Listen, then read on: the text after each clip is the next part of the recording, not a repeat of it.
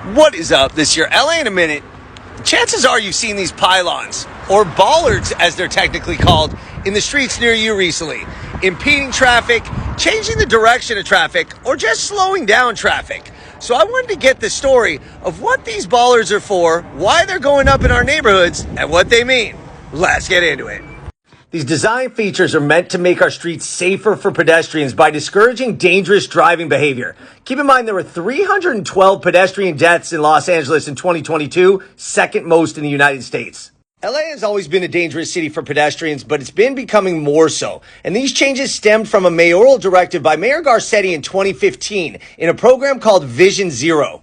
The vision is to reduce pedestrian deaths to zero, and that involves these double yellow lines, sometimes yellow bollards, and just narrowing of lanes and things to keep drivers more attentive.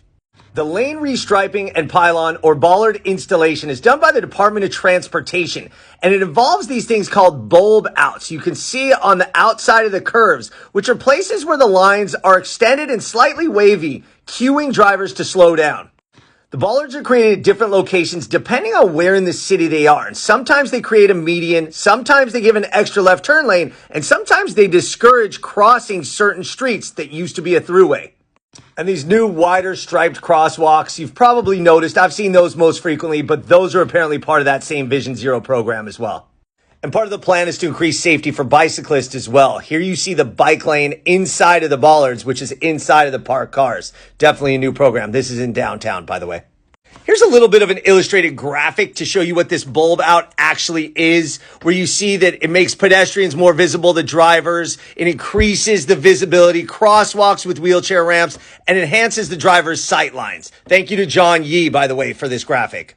Now, I wasn't able to figure out a specific timeline of neighborhoods, but I do know that these programs have been implemented in Silver Lake, Larchmont, Westlake, and Sherman Oaks at the very least.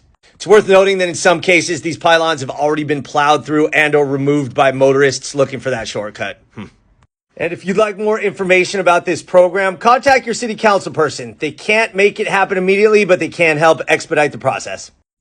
So these pylons, or bollards, might make driving a little bit annoying, but they're here for safety. And in a city like Los Angeles, where being a pedestrian is so dangerous, it's worth a shot. All right, LA, it's been a minute.